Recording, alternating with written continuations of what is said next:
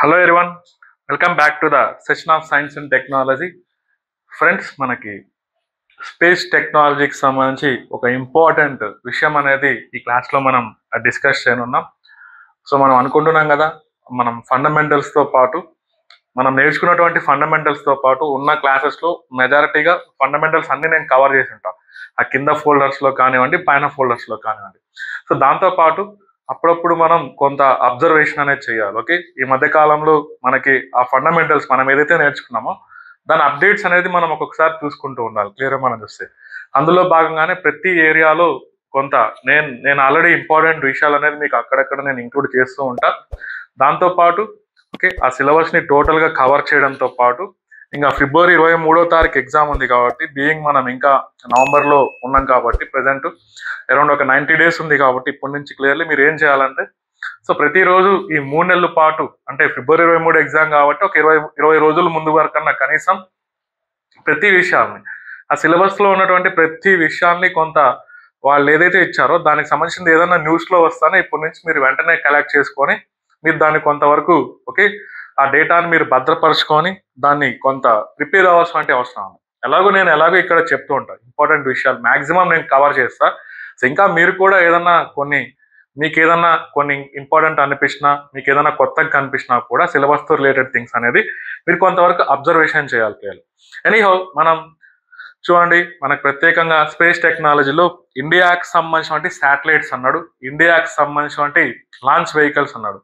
So ఈ perspective లో మనం థింక్ చేసాం ఆల్రెడీ. ఓకే, ఇండియాకి సంబంధించినటువంటి శాటిలైట్స్ అంటే మనం ఓకే దానికి సంబంధించిన అప్లికేషన్స్ అన్నా కూడా remote sensing satellites, remote sensing applications ఎలా పనిచేస్తాయి, కమ్యూనికేషన్ శాటిలైట్స్ ఎలా పనిచేస్తాయి, నావిగేషన్ పర్పస్ కోసం ఓకే నావిగేషన్ శాటిలైట్స్ అనేది ఎలా వర్క్ అవుతాయి, ఈ డైమెన్షన్ లో మనం ఆల్రెడీ అప్లికేషన్స్ ఆఫ్ శాటిలైట్స్ కిందకి మనం చూసింటాం. క్లియర్ మనం చూస్తే ఓకే. సో ఈ మధ్య మనం చూడండి, సో ఎలన్ మస్క్ సంబంధించినటువంటి స్పేస్ ఎక్స్ సంస్థ సో ఫస్ట్ టైం మన ఇండియాకి సంబంధించినటువంటి ఇస్రోతో కొలాబరేట్ అయ్యి మనకు సంబంధించినటువంటి ప్రత్యేకమైనటువంటి ఒక అడ్వాన్స్డ్ కమ్యూనికేషన్ శాటిలైట్, ఇక్కడ మనం అనుకుంటే అది క్లియర్గా జీశాట్, మన దేశానికి సంబంధించి జీశాట్ 20 అంటున్నాం. ఇది మీరు కొంత గుర్తుపెట్టుకోవాల్సిన అవసరం ఉంది. GSAT 20 clearly. సో దీన్నే మనం ఓకే సంవాట్ మనకి ఇలా N2 అని కూడా మనం చెప్పుకోవచ్చు, దాని పేరు అలా ఉంటుంది. క్లియర్ మనం ఓకే. సో జీశాట్ 20 శాటిలైట్ ని మనం స్పేస్ ఎక్స్ సంస్థ నుంచి ప్రత్యేకంగా వాళ్ళకు సంబంధించినటువంటి ఫాల్కన్ 9 ఓకే చూడండి, ఈ ఫాల్కన్ 9 ని ఉపయోగించి ఇటీవల కాలంలో దాన్ని సక్సెస్ఫుల్ గా జియో స్టేషనరీ ఓకే మన ఇండైరెక్ట్ గా జియో సింక్రోనస్ ట్రాన్స్ఫర్ ఆర్బిట్ కి మనం ప్లేస్ చేయడం జరిగింది. క్లియర్ మనకు చూస్తే ఇక్కడ చూడండి. సో మన దగ్గర మరి మీకు డౌట్ రావచ్చు, మన దగ్గర మరి లాంచ్ వెహికల్స్ ఉన్నాయి కదా. ఈ మధ్య కాలంలో నేను ఆల్రెడీ చెప్పింటా ఈ లాస్ట్ క్లాసెస్ లోనే, లాంచ్ వెహికల్స్ సంబంధించిన ఎవల్యూషన్ అనేది ఏ విధంగా జరుగుతూ వచ్చింది ఇండియాలో. SLV-3 కాన్ నుంచి ఇప్పుడు వరకు మనం తయారు చేసినటువంటి ఓకే SSLV అనుకోవచ్చు, ఫ్యూచర్ లో జరగబోయేటువంటి ప్రయోగాలు, రీయూజబుల్ లాంచ్ వెహికల్స్ సంబంధించిన ప్రయోగాల గురించి మనం చూసాం ఇండియాలో ఎలా ఉన్నాయనేది. ఇదంతా లాంచ్ వెహికల్స్ గురించి చూసాం. మరి మనం ఇలా ఈ జీశాట్ 20 కోసం మనం ప్రత్యేకంగా ఈ ఫాల్కన్ 9 ని అప్రోచ్ అవ్వాల్సి, అంటే స్పేస్ ఎక్స్ ని అప్రోచ్ అవ్వాల్సిన అవసరం ఎందుకు వచ్చింది అనేది ఇక్కడ మనం చర్చించుకున్నాం. సో అఫ్ కోర్స్ ఈ జీశాట్ 20 అనేది జీశాట్ అనే పదంగా అనిపిస్తే మనం ఖచ్చితంగా అది కమ్యూనికేషన్ శాటిలైట్ అని మనం చెప్పవచ్చు. ఆ పక్కన పేరు ఏదున్నా కూడా, ఆ పక్కన నెంబర్ ఏదున్నా కూడా క్లియర్గా మనం చూస్తే.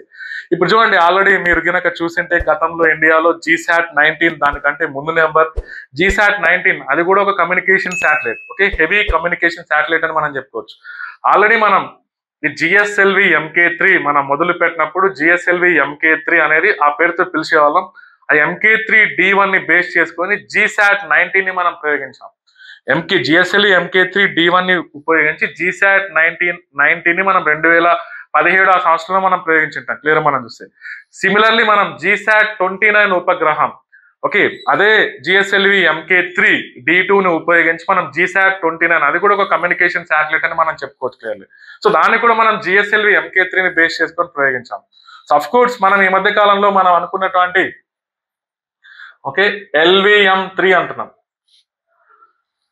సో ప్రత్యేకంగా LVM-3 ఇవి ఆల్రెడీ మనకి GSLV MK3నే. ఓకే, మనం ఇలా LVM3 అనేటువంటి పేరుతో మనం కన్వర్ట్ చేసామని చెప్పుకున్నాం. నేను ఆల్రెడీ LVM3 గురించి కూడా మీకు చెప్పింటాను. సో దానికి చూడండి, ఇలా జియో సింక్రోనస్ ట్రాన్స్ఫర్ ఆర్బిట్లోకి ఏదైనా ఉపగ్రహాన్ని తీసుకెళ్లాలంటే అది మాక్సిమం ఓకే ఒక 4000 kgs ని అది తీసుకెళ్లగలుగుతుంది పేలోడ్ క్లియర్ గా. సో మనకి ఓకే జియో లో ఎర్త్ ఆర్బిట్స్ అనుకోండి, నో ప్రాబ్లం. లో ఎర్త్ ఆర్బిట్స్ కి అది ఒక దాదాపుగా ఒక 8000 kgల వరకు అది లిఫ్ట్ చేయగలుగుతుంది. 8000 kg అప్ టు 10,000 kgs వరకు అనుకోవచ్చు క్లియర్లీ. లో ఎర్త్ ఆర్బిట్స్ అంటున్నాం క్లియర్లీ.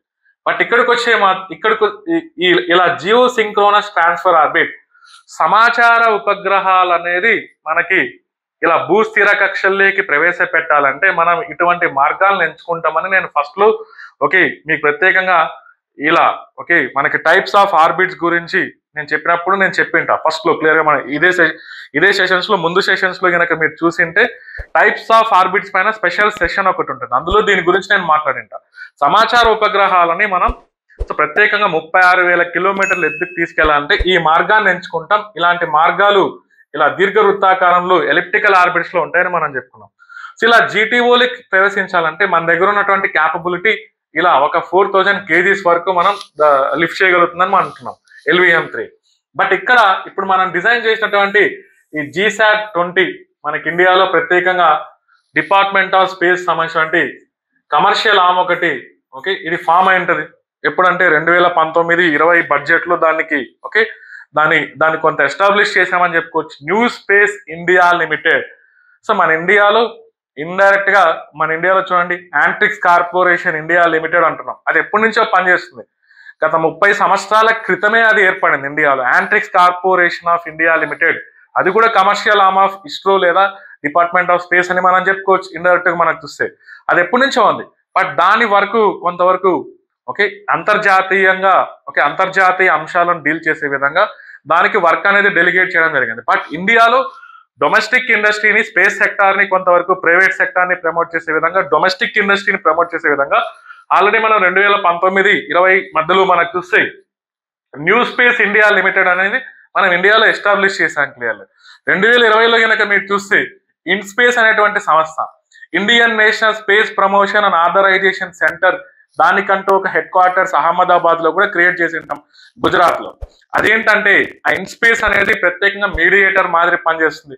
ఓకే ప్రైవేట్ ప్లేయర్స్ కి ఇస్రోకి ఏదన్నా కొంత వాళ్ళిద్దరిని కొంత ఇంటిగ్రేట్ చేయడానికి వాళ్ళిద్దరిని కొంత కనెక్ట్ చేయడానికి ఇన్స్పేస్ అనేది కొంత మీడియేటర్ మాదిరి పనిచేస్తుంది ఇండైరెక్ట్ గా. Okay but new space India limited okay వాటి రూల్ కనుక చూస్తే లాంచ్ వెహికల్స్ డిజైన్ లో శాటిలైట్స్ డిజైన్ లో సో ఇండైరెక్ట్ గా ప్రైవేట్ సెక్టార్ ని ప్రమోట్ చేయడానికి న్యూ స్పేస్ ఇండియా లిమిటెడ్ అనేది మన ఇండియాలో పనిచేస్తుందని మనం చెప్పుకోవచ్చు. అది కూడా ఒక commercial arm public sector enterprise కిందకి మనం చెప్పుకోవచ్చు ఇండైరెక్ట్ గా స్పేస్ టెక్నాలజీకి సంబంధించి. సో వాళ్ళు దీన్ని డిజైన్ చేసింటారు క్లియర్.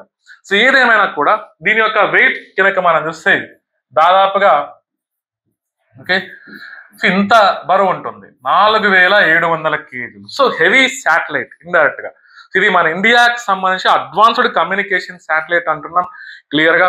సో దీని ద్వారా మనకి డేటా సంబంధించినటువంటి అంశాల పైన ఇంటర్నెట్ సర్వీసెస్ పైన ఎస్పెషల్లీ రిమోట్ ఏరియాస్ కోసం ఇది కొంత మనకి హెల్ప్ అవుతుందని మనం చెప్పుకోవచ్చు. రిమోట్ ఏరియాస్ కోసం క్లియర్లీ సో డేటా సర్వీసెస్ అంటున్నాం, ఇంటర్నెట్ సర్వీసెస్ అంటున్నాం. సో ఇన్ఫ్లైట్ ఇంటర్నెట్ ఫెసిలిటీస్ అంటున్నాం, ఇన్ఫ్లైట్ ఇంటర్నెట్ ఫెసిలిటీస్ అది కూడా హై ఫ్రీక్వెన్సీ బ్యాండ్స్ వీటిని ఉపయోగించుకోగలుగుతాయి. ఓకే కా బ్యాండ్ సో మనకి రేడియో స్పెక్ట్రమ్ లో కా బ్యాండ్ అనేది చివర్లో హై ఫ్రీక్వెన్సీలో ఉంటది క్లియర్ గా మనం చూస్తే.